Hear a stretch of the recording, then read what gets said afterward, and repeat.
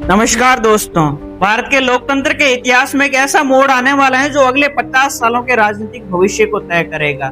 सरकार नारी शक्ति वंदन अधिनियम को फास्ट ट्रैक मोड में लाने की तैयारी में है।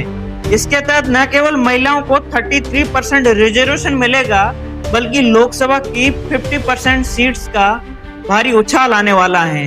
इसके लिए पार्लियामेंट ने 16 से 18 अप्रैल के बीच में एक स्पेशल सेशन रखा है, जिसमें लोकसभा की सीटों की बढ़ोतरी और विमेन रिजर्वेशन हेतु पार्लियामेंट मेंबर्स को एक कॉपी भेज दी गई है, ताकि इस सत्र में सभी मेंबर्स पूरी तैयारी के साथ में अपने विचार रख सके। Give a sense for our viewers of what exactly the new parliament could look like, what the strength of the new parliament could look. Welcome back. The government has unveiled a sweeping delimitation bill 2026, proposing a massive expansion of India's. लेकिन एक सबसे बड़ा पेच वो ये कि लोकसभा की सीटें 2011 के सेंसस के बेसिस पर बढ़ाई जा सकती हैं। अब सवाल यह है कि अगर इस वक्त यूपी में 80 सीट्स हैं लोकसभा की, वो बढ़कर लगभग 150 के आसपास हो सकती है। लेकिन दूसरी तरफ अगर केरला का एग्जाम्पल ले तो वहाँ उतनी ही सीट्स रहेगी लोकसभा की जहाँ पहले जितनी थी। इसलिए सवाल उठ रहा है कि क्या अब साउथ इंडिया की आवाज दिल्ली में कमजोर पड़ जाएगी? आइए समझते हैं पूरा मामला इस वीडियो में।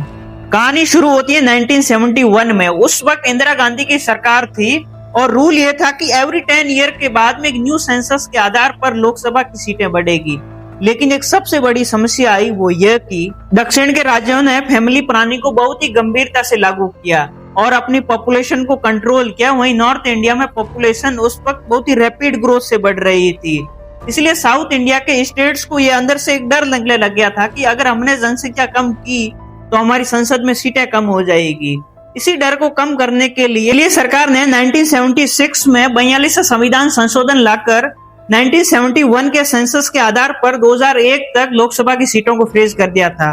बाद में जब अटल बिहारी वाजपेयी की गवर्नमेंट आई तो उन्होंने 84 संविधान संशोधन लाकर 2026 तक लोकसभा की सीटों को 1971 के सेंसस के आधार पर फ्रीज कर दिया था।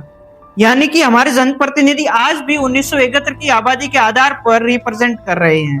अब आते हैं वर्तमान सिनेरियो पर। वो है 2023 में 106 कॉन्स्टिट्यूशनल अमेंडमेंट के तहत नारी शक्ति वंदन अधिनियम पास हुआ और इसमें यह लिखा गया था कि विमेन रिजर्वेशन तभी लागू होगा जब न्यू सेंसस और डिलिमिटेशन होगा। लेकिन न्यू सेंसस में देरी होने के कारण अब सरकार एक नया मास्टर स्ट्रोक चला रही है। वो ये कि 2011 के सेंसस के बेस पर ही सीधे सीटें बढ़ा दी जाए और 2029 के इलेक्शन से पहले ही विमेन रिजर्वेशन को लागू किया जा सके। वर्तमान में लोकसभा की 543 सीट प्रस्तावित हैं और अगर 2011 के सेंसस के आधार पर लोकसभा की सीटें बढ़ाई जाए तो लगभग 850 सीट्स प्रस्तावित हो सकती हैं और विमेन रिजर्वेशन को अगर 33% के हिसाब से 850 सीट्स में से 281 सीट्स महिलाओं के लिए अगले 15 वर्षों के लिए रिजर्व होगी। और सबसे बड़े कॉन्फ्लिक्ट की शुरुआत ही यहीं से होती है। अगर आबादी को आधार बनाया जाए तो नॉर्थ इंडिया का दबदबा इतना अधिक बढ़ जाएगा कि साउथ इंडिया पॉलिटिकल मैप से गायब सा महसूस करेगा। अभी यूपी में लोकसभा की लगभग 80 सीट्स हैं और अगर 2011 के सेंसस के आधार पर अगर सीटें बढ़ाई जाती हैं तो यूपी में लगभग 70 सीट्स और बढ़ सकती हैं। यानी कि यूपी में 80 सीट्स से बढ़कर 150 सीट्स हो सकती हैं। वहीं बिहार में लगभग अभी 40 सीट्स हैं, वो बढ़कर लगभग 80 सीट हो सकती हैं।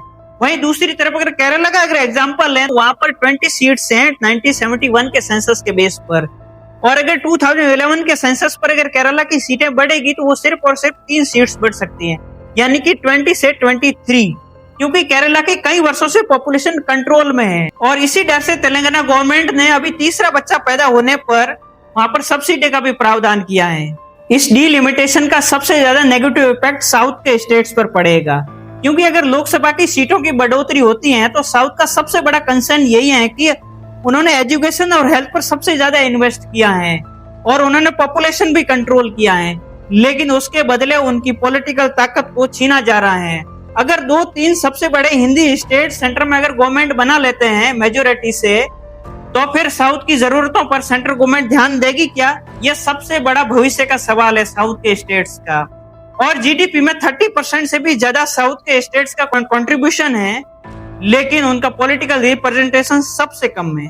वहीं गवर्नमेंट का लॉजिक है कि यूपी जैसे बड़े राज्यों में एक एमपी 30 लाख से ज्यादा लोगों को रिप्रेजेंट करता है, जबकि साउथ में केरला जैसे स्टेट्स में 17 लाख लोगों पर एक एमपी रिप्रेजेंट करता है।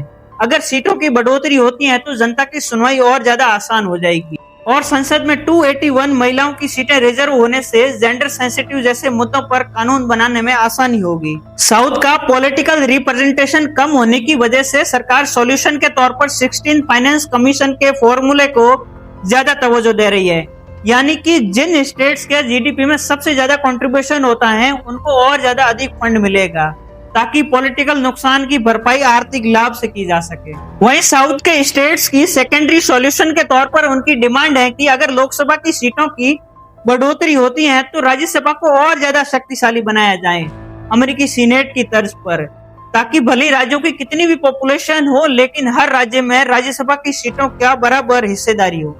इसलिए दोस्तों, परिसीमन केवल एक प्रशासनिक प्रोसेस नहीं है, यह भारत की यूनिटी का टेस्ट है, जहां हमें एक तरफ विमेंस को हक भी देना है तो दूसरी तरफ हमें उन राज्यों को सुरक्षित महसूस भी करवाना है जिन्होंने इस देश के डेवलपमेंट में सबसे ज्यादा कंट्रीब्यूशन किया है। आपको क्या लगता है, भारत में लोकसभा में सीटों की बढ़ोतरी होना भारतीय लोकतंत्र के लिए बहुत अच्छा है या साउथ की चिंताओं पर सबसे बड़ा सवाल है?